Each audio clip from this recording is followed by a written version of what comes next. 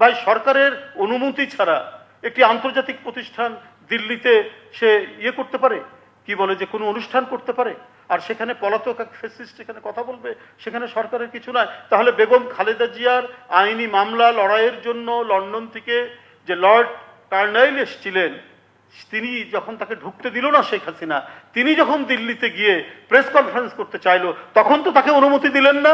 শেখ হাসিনার এমন কিছু গুণাবলী আছে বা সে এমন কিছু চাচ্ছে যেটা রাষ্ট্রের জন্য ভালো। নো, ফ্যাসিস্টদেরকে সমর্থন করেছে এরকম বিখ্যাত লোকও আছে। তাই বলে কি ফ্যাসিস্ট শাসন আপনার ইতিবাচক? ফ্যাসিস্ট শাসন কি মেনে নেওয়া যায়? এজরা পাউন্ড বিখ্যাত কবি, ইংরেজ কবি, সে জার্মানির নাৎসি শাসনকে সমর্থন করেছে এবং দ্বিতীয় বিশ্বযুদ্ধের পরে সে অনেকখানি বিচ্ছিন্ন থাকতে হয়েছে, তাকে নিগৃহীত হতে হয়েছে। যে এজরা পাউন্ড অনেক বিখ্যাত কবি তৈরি করেছেন, এলিয়টের মতো কবি, ইয়েটসের মতো কবি, তার পোয়েট্রি যে পত্রিকা, সেই পত্রিকায় যদি কোনো কবির কবিতা ছাপা হয় সে বিখ্যাত হয়ে যায়, তার মতো মানুষ সমর্থন করেছে। আরো অনেক বিখ্যাত গুণীজন তারা সমর্থন করেছে। তো এখন ইয়েরা যদি কি বলে বিশ্ববিদ্যালয়ে যদি অনেক বিখ্যাত পণ্ডিত শিক্ষক অনেকেই ছিলেন, আমি নাম বলতে চাই না, আমাদের শ্রদ্ধেয়, কিন্তু তারা সমর্থন করেছেন, মানববন্ধন করেছেন ডক্টর আনিসুজ্জামানরা। তাই বলে কি শেখ হাসিনা সত্য, তার শাসন সত্য, তার গুম খুন রাজনীতির যে সংস্কৃতি তিনি তৈরি করেছিলেন সেটা সত্য? ডক্টর আনিসুজ্জামান আমাদের কনস্টিটিউশনের বাংলা করেছেন, কত কি ঘটনা, কিন্তু তিনি ফ্যাসিবাদকে সমর্থন করেছেন। এটা তো সমর্থন করা যায় না, এই দেশের মানুষ সমর্থন করেনি। ডক্টর মুর্শেদ হাসান খান একটা আর্টিকেল লিখেছিলেন জ্যোতির্ময় জিয়া, অত্যন্ত চমৎকার একটি আর্টিকেল। সে আর্টিকেলের জন্য তার চাকরি চলে গেল, অন্য কোনো কারণ না, কোনো কারণ দেখাতে পারেনি, কোনো কারণ দেখাতে পারেনি, অর্থনৈতিক দুর্নীতি বা অন্য কিছুই না। জ্যোতির্ময় জিয়া এই আর্টিকেলটা তিনি পত্রিকায় লিখেছেন, এই জন্য তার চাকরি চলে যেতে হলো। কিন্তু দেখবেন যখন হাসিনা কথা বলতো, তার বসংবদ বুদ্ধিজীবীরা কথা বলতো, ডক্টর জাফর ইকবালরা কথা বলতো, কি আপনার স্বাধীনতার চেতনা, কত কিছু বয়ান দিয়ে তাদের অন্যায়, অবৈধ এবং রক্তচোষার নীতিকে তারা সমর্থন করতে এই বুদ্ধিজীবীরা। আমরা সবসময় বলেছি বিদেশে আমাদের বন্ধু আছে, আমাদের দল থেকে বলেছে, সরকারের পক্ষ থেকে বলেছে, কখনো আমরা বাইরে আমাদের প্রভু আছে এটা বলিনি। বেগম খালেদা জিয়াও বলেননি, তারেক রহমান সাহেবও বলেননি। কিন্তু সাম্প্রতিক দিল্লিতে একটি আন্তর্জাতিক সংগঠন সেখানে একটি প্রোগ্রাম করছেন, একটা সাউথ এশিয়ান জার্নালিস্ট ক্লাব বা এই টাইপের একটি নাম, সেখানে পলাতক ফ্যাসিস্ট বক্তব্য রাখবে। আমরা প্রতিবাদ করেছি, সরকারও প্রতিবাদ করেছে, কিন্তু তারা বললেন যে এটা সরকারের কিছু করার নাই, এটা একটি আলাদা প্রতিষ্ঠান।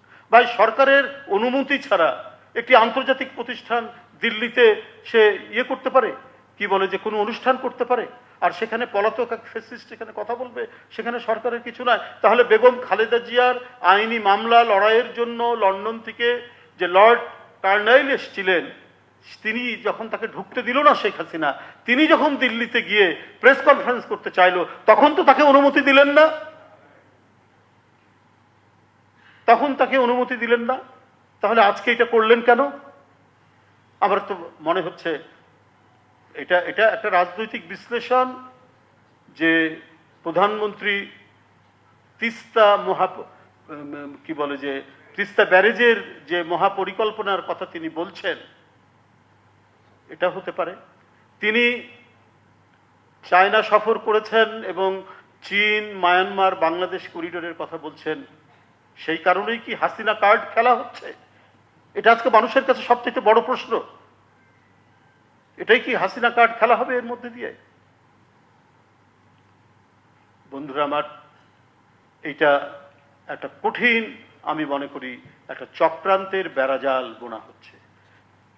প্রধানমন্ত্রী যেভাবে জনগণের স্বার্থকে ঊর্ধ্বে তুলে ধরে তিনি কাজ করতে চাচ্ছেন, তখন আমাদের সার্বভৌমত্বকে অপমান করা, যেখানে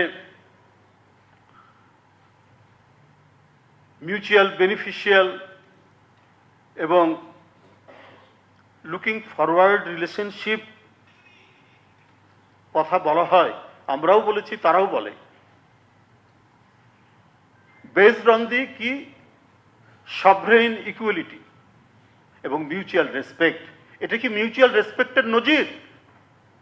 আপনি পলাতক একজন ফ্যাসিস্টকে, যে বাংলাদেশের এত শিশু, শ্রমিক, ছাত্রকে হত্যা করে পালালো, তাকে আপনি কথা বলার সুযোগ দিচ্ছেন? এটা তো মানে ইকুয়াল সভরেনিটির প্রতি, সভরেন ইকুয়ালিটির প্রতি তো এটা কোনো ধরনের সম্মান দেখানো নয়।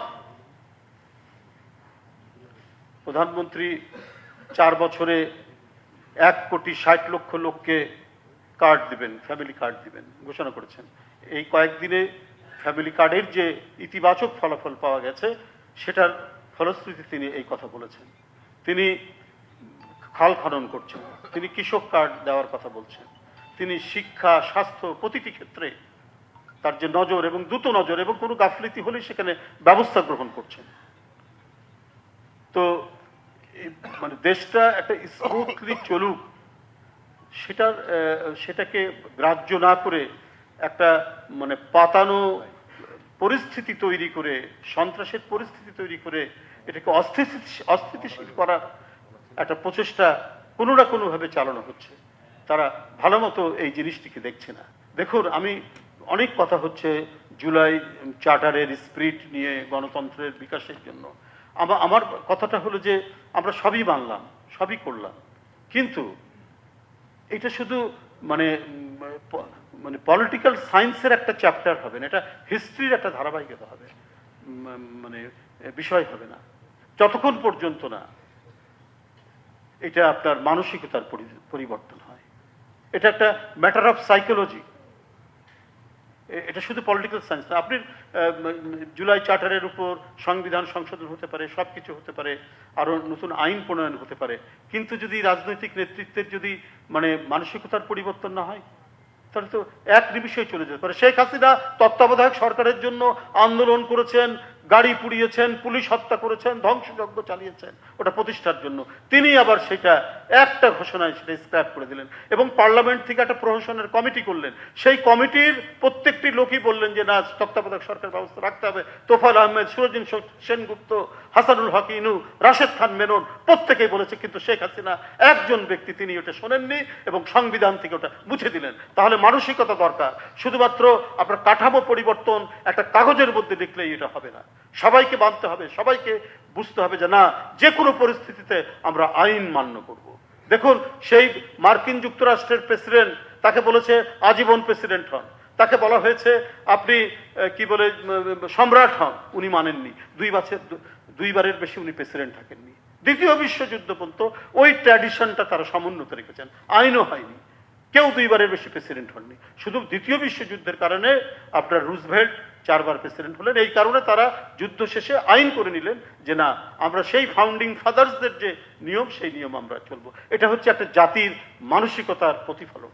আমাদেরকে সেই জায়গায় যদি আমরা আসতে পারি, সব দল মত নির্বিশেষে, তাহলে আমরা আমাদের রাষ্ট্রীয় গণতন্ত্রের বিকাশ আমরা নিশ্চিত করতে পারবো এবং আমাদের যে সামাজিকভাবে আমাদের যে গণতান্ত্রিক চিন্তা চেতনার এটা বিকশিত হবে।